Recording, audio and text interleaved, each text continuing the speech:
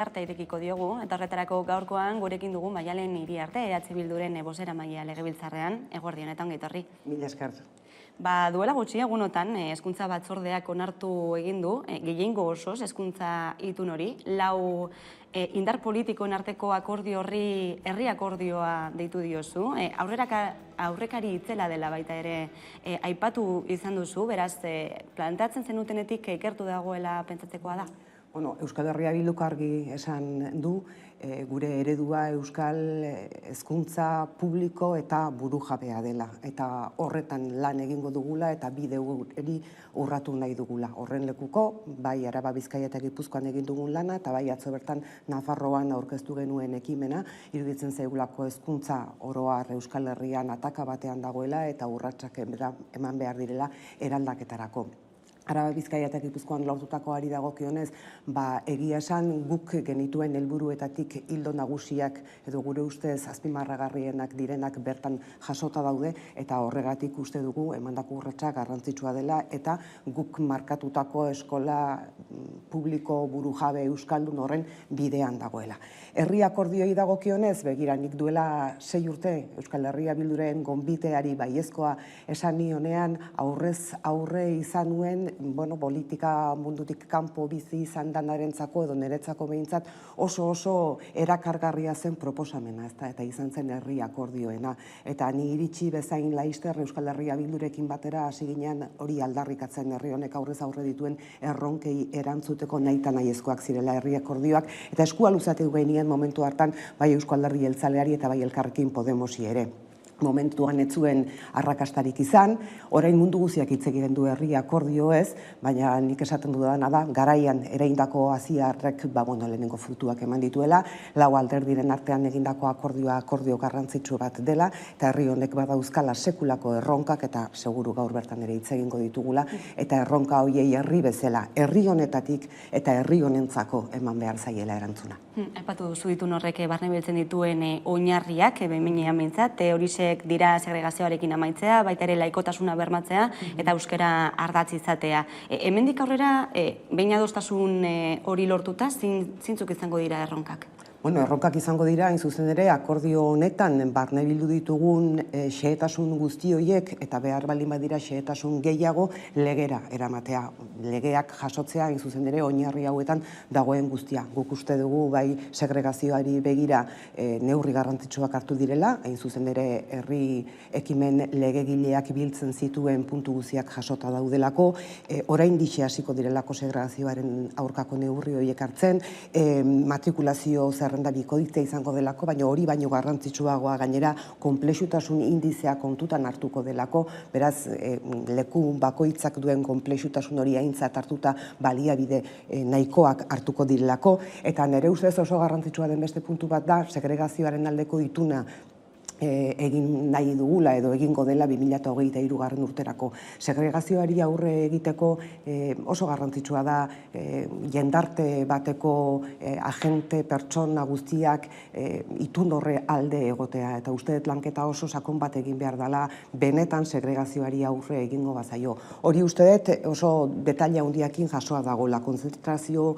unibertsalari dagokionez, zehazten dira kriterioak euskal hezkuntza zerbitzuko parte izateko, ze neurri behar dira, beraz txekezuriak amaitu dira, beraz doakotasuna erreala izango dela bermatzen da, euskarari dagokionez, B1 eta B2 maila helburu bezala jartzeak neurri batean urrats oso handiak ematera behartuko gaitu, eta gainera inguru soziolinguistikoari erreparatuta bakoitzean behar diren neurriak hartu eta neurriak jartzera eta helburua jarria egoteak ere ezartzen du bide bat oso argi uzten duna, eta laikotasunari buruz LOMLOEk ezartzen duenaren minimoa da gure maksimoa, baina burujabetzaz ere hitz egingo dugu gaur elkarrizketan zehar, seguru nago, eta burujabetzarik ez dugu, beraz Espainiako gobernuak duen lege horren baitako minimoa da jasotzen duguna, eta baita Espainiako estatuak Vatikanoarekin daukan akordioaren baitakoa, ez da guk nahi genuen 100% jasotzen dena, baina iruditzen zaigu bide honean doan akordio bat dela hau.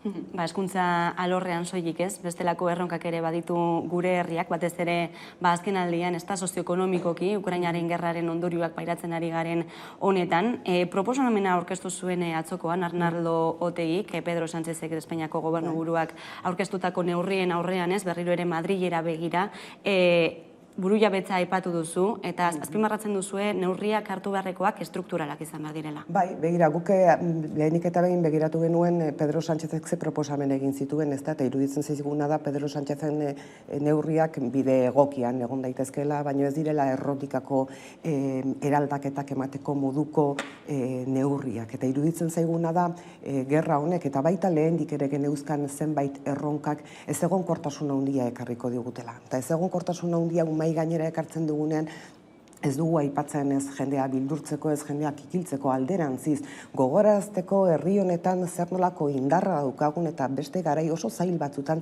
herri hau nolako kapaza izan den herri gisara aurrera egiteko, ezta? Eta zentzu horretan, batetik guk foro sozioekonomiko baten aldeko apustua egin dugu oraingo honetan, pandemian ere esan genuen erronka handi bat genuela esku artean eta erronka horri aurre egiteko inteligentzia, herriaren inteligentzia batu behar zala, ezta? Inoretzegoela soberan. Eta orain honetan, foro sozioekonomiko bat aldarrikatzen dugu, alderdi politikoekin, sindikatuekin, enpresariekin, unibertsitatearekin, herri honetako inteligentziarekin ditugun erronkei nola erantzun asmatu ahal izateko eta asmatze hori partekatua izateko, gero ere partekatua denean gizartearen laneltik hobeto jasotzen delako, ezta?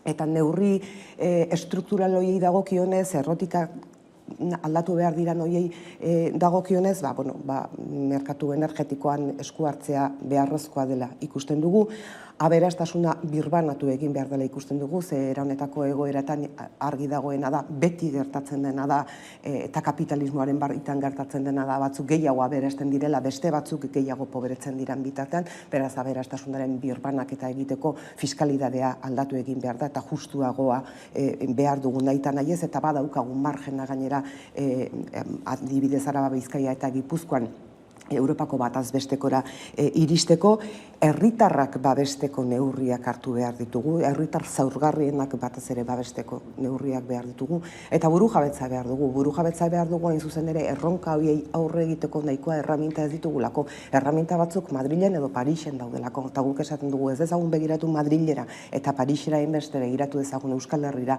egin dezagun Euskal Herritik Euskal Herriak behar duen hori eta horretarako erraminta burujabeak behar ditugun eta nahi ez.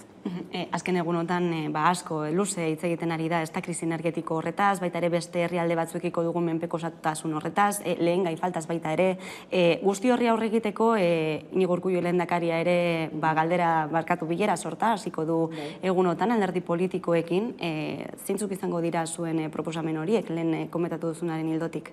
Lehen aipatu dizkizudan proposamen hauen ildotik, ez da? Iñigo Urkulluk deitu du elkarrizketa erronda hau, eta esan beharra dago Euskal Herria Bilduk behin eta berriro, bai kontrol plenoetan nik neronek horrela eskatuta, eta baita gure bidez egingo den monografiko baten bidez uste dugula, bultzatu dugula egoera honetara, ez da? Nik bai nahi nukeena da bilera hauetatik ateratzea, ez hainbeste lehendakariak egin nahi duenaren komunikazioa, baizik eta herri akordioen baitako filosofia jasotzea. Eta, batzuk eta bestek egin dezakegun ekarpenaren azterketa bat egin, eta ekarpen hori eta herri honek behar dituen aldaketa estrukturalei begirako urratsak ematea. Hori da herri akordio bat, uste dut hezkuntza arloan herri akordio bat egitetik gatozela egun gutxi dela, eta hain zuzen ere hortxe daukagula de su producción se ve amenazada por la escasez de... Euskal Herria Bilduren aldetik aurkeztuko dioguna izan da, oraintxe kontatu dizudan hori, eta batez ere jendea babesteko eta nola babestu eman behar ditugun urratsak, eta babestu esaten dudanean arlo guzietatik da, energiaren ikuspuntutik, energia eskubide bat delako, jendea etxean bero egoteko, fakturak ordaintzeko, berogailua ez jartzea ez da onargarria den gauza bat, ez da, energiaren ikuspuntutik sekulako erronkak dauzkagu krisi klimatikoaren aurrean, eta horri guziari erantzuna eman behar diogu. erantzuna eman behar diogun bezala, lehen aipatu dizkizudan gauza guztiei, ez da, aberastasuna birbanatzeari eta batez ere horiek guztiak jendea zaintzeko, jendea babesteko, gu guztiak zaintzeko eta babesteko. Gainera, bada esaten duenik ez, Ukrainako gerra honek egoera aldatzen ari dela, munduko ardatza aldatzen ari dela, botere maila, ekonomikoki, politikoki ere, Txinaren mesedetan diotenez. Zein puntutan usten du honek Europa eta zintokitan egon beharko ginateke Euskal Herria? Nik uste dut Europa batez ere harrapatu duela, etxeko lanak egin gabe eta oso menpeko harrapatu duela, ez da? Geopolitikoki egoera aldatzen ari da eta Europa urte hauetan batez ere aritu da bere 27 sozio horien nolabaiteko kudeaketa bat egitera. Agian salbuespen bakarra izan daiteke COVID garaian Europako funtsekin egindako inbertsio mankomunatu hori kritikatu daitekeena ikuspuntu askotatik eta bueno, gabezia asko dituena, baina edozein kasutan guri Euskal Herria Bilduri interesgarria iruditu zaiona, baina hori da Europak egin duena, ez da, beste batzuen menpe egon eta ez etxeko lanak egin, eta orduan harrapatzen du, menpeko, beste batzuen menpeko Amerikako estatu batuen, edo Rusiaren, edo Txinaren menpeko, eta hori da ikusten ari garena, ez dagoela konparezentziarik Europarenarik ere, ez da, eta orduan Europa zer izatean nahi dugun horretan, Europak etxeko lan asko dauzka egiteko, uste dut, hildo hori dela jorratu beharrekoa.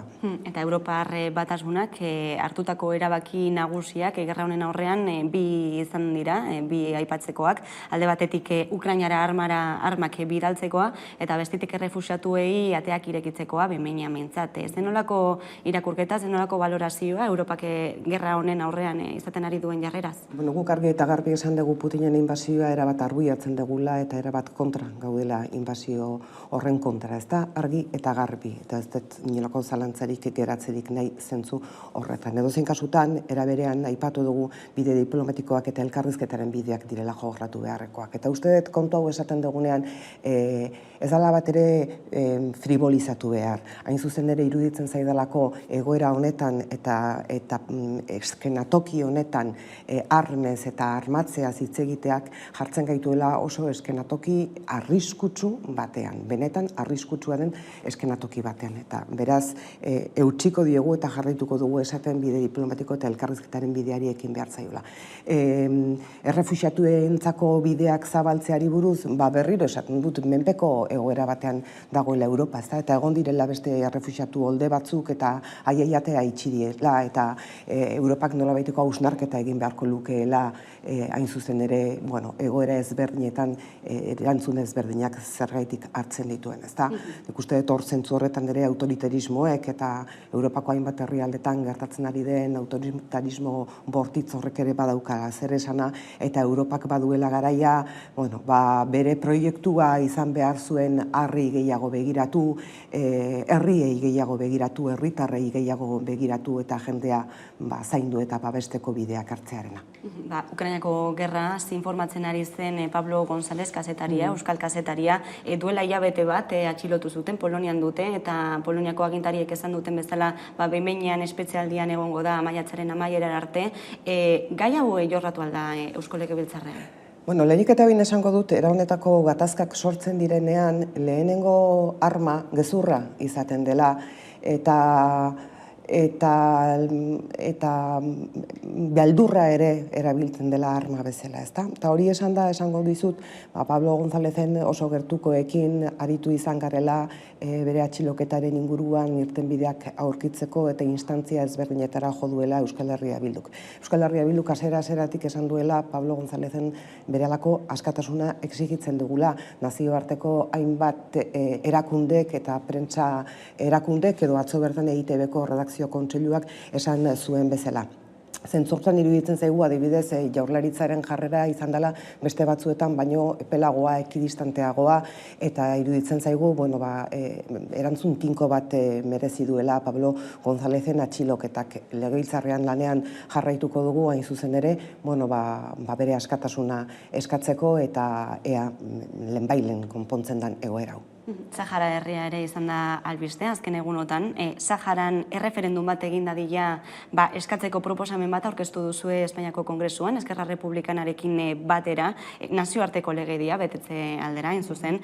Munduko egoera zein den ikusita, zergatik uste duzue Pedro Sánchezek hartu duela erabaki hau momentu honetan? Pentsatzen dut interes ekonomikoengatik hartu duela, eta seguru aski ere Espainiak bere etxeko lanak aspaldi egin gabe dauzkalako, eta iruditu zaiolako hau zela bere burua zentroan jartzeko nolabaiteko neurri bat, ezta? Eta traizioa egin dio Saharako herriari, traizioa handia eta oso larria, zuk esan duzun bezala, guk Eskerra Republikanarekin batera erreferendum bat egiteko proposamena egin dugu Espainiako Kongresuan, Saharako herriak daukalako bere etorkizuna erabakitzeko eskubidea, Saharako herriak bakarrik daukalako bere hitza eta erabakiaren bitartez bere etorkizuna erabakitzeko eskubidea, eta gainera nazioarteko erakundek ere horrela babestu dutelako. Luze doan egoera oso zail bat bizi du Saharako herriak, eta bada garaia demokratikoki nire ustez gabezia handiak dituzten neurriak hartu beharrean Sahara herriari hitza eta erabakia emateko. Alde bakarrez hartutako erabakia, Pedro Sánchezek hartutakoa? Alde bakarrez, notizia eman zan gisara gainera, Marokok helarazi zuen albiste bat, bere sozioekin hitz egin gabea, investidura blokearekin are gutxiago, egiteko moduak dira, nik bat ere konpartitzen ez ditudanak, berak ikusiko du zer eta nola ari den lantzen bere etorkizuna, izan daitekelako beste era batera, ez da, edozein kasutan, batez ere interesatzen zaidana da, esan dizudana Saharako herriari egindako traizioa. Horrelako erabakiak hartzen dituenean Moncloak, Euskal Herria Bilduk birplanteatzen du bere babesa? Euskal Herria Bilduk permanenteki aztertzen du Espainiako gobernuak egiten duena, hori argi eta garbi, eta behin eta berriz esaten dugu Espainiako gobernuari guk txeke zuririk ez diogula emango. Hori argi eta garbi, are gehiago gure exigentzia maila handituz eta gehituz joango dela alderdi independentistak garen neurrian, eta alderdi independentistak garen neurrian iruditzen zaigulako gure herriei, estaturik gabeko herriei ere plurinazionaltasuna eta alakoak aldarrikatzen dituzen alderdien aldetik erantzun bat eman behar zaiela. Beraz, gure exigentzia gora joango da, eta gure txekeak ez dira zuriak inondik inora, eta permanenteki errebisatzen ditugu gainera. Gurera itzuliko gara, memoriaz ere hitz egin behar dugu, izan ere duela 40 urte, torturaren ondorioz hil baitzen, Oiartzungo medikua, Esteban Muruetagoiena, hain zuzen ere, lehen errekonozimendu instituzionala egin zen aurreko asteburuan, larun batean, Oiartzunen bertan, biktimen aitortzaren bidean zein balorazio egiten duzue? Begira, gu beti esaten dugu, biktima guztiek egia aitortza eta erreparazioa behar dutela. Eta argi dagoena da, biktima batzuk egon direla ahaztuak eta abandonatuak. Abandonatuak hau, hain zuzen ere, zenbait biktimek bere errelatoa egiterakoan Euskal Herria Bilduri esandakoa da, abandono sensazio horrena. Eta uste dut guztiok behar dutela aitortza eta errekonozimendua. Muruetagoienaren kasuari dagokionez eta Euskal Herrian izandako beste milaka eta milaka torturatuei dagokionez argi uzten dutena da tortura sistematikoa izan dela Euskal Herrian, eta momentu honetan kartzelan urte asko betetzen ari diren hainbat eta hainbat persona preso ere beraien testimonioak torturaren ondorioz egindakoak direla, eta horrek herri benetan demokratiko batean eskandalua sortu behar luke. Espainiako estatuan sortzen ez duen bezala, eta Euskal Herrian hainbatetan sortzen ez duen bezala. Eskandalua sortu behar luke, eta bide gehiago eta tinkoagoak eman, hain zuzen ere egoera horri erantzuteko. Eusko Jaurlaritza egiten ari den lana nik oso balioan jartzen dut. Balioan jartzen dudalako besteak beste, orain dela, baita 60 urte torturatu zituzten personen lekukotasunak hartzen ari direla. Baina hori izugarria da. Izugarria da, torturatuak izan ziren personei, eta oso gertutik ezagutzen dut, berriro ere tortura hura gogora arazi behar izatea, eta 60 urte eta gero adin handiko personak kasu batzuetan hortik pasatu behar izatea. Hortik hasi eta orain dela urte gutxira arte, ezta? Beraz, uste dut oso hausnarketa serioa egin behar dela herri honetan izan diren sufrimendu guztiez eta guztiez esaten dudanean, guztiez esaten dut, eta guztientzako aitortza eta reparazioa, eta elkarbizitza eta bakerako bideari ekin behar zaiola, korapilatu gabe beste hainbat gauzatan, egindakoaren mina onartu, gertatutakoa onartu, eta herri honek badauka eskubidea elkarbizitza eta bake bide bat jorratzeko. Eta esango nuke gizartea gainera aurretik doala zentzu horretan. Egia, justizia eta reparazioaren bide horretan, Espainiako Kongresuan ere proposamen bat aurkeztu zenuten, martxoak 3ko sarraskia ikertzeko batzorde bat eratzeko, azkenean bertan bera gelditu da, PSOE, Ciudadanos, PP eta Voxen kontrako botoekin, ebazpen hori espero zenuten? Bai, zoritxarrez hala espero genuela esan behar dizut. Partido Socialista Obrero Español Espainiako regimenaren alderdi bat da, eta Espainiako regimenaren alderdi bat izan da. Eta izaten jarraitzen duenez, eta demokratizaziorako urratsak ematen ez dituen bitartean, ez du utziko inondik inora regimen hori jausten. Eta amnistia legeari helduko dio nola edo ala, eta ez du utziko regimena jausten. Benetan urrats demokratikoak emateko gaitasuna balu, elitzateke hau gertatuko. Eta bitartean martxoaren 3ko biktima horiek berriz ere sekulako mina hartu dute, hain zuzen ere, gertatutako sarraskiarri etzaiolako argirik eman nahi. Gaiz aldatuta, euskaraz ere hitz egin behar dugu, izan ere hizkuntza behatokiak txosten bat kaleratu du, aurreko urteko kexuak biltzen dituena, eta hizkuntza eskubideen urraketen lotutako intzidentziak hasi direla adierazi dute, gehienak administrazio publikoan eman direla nabarmendu dute.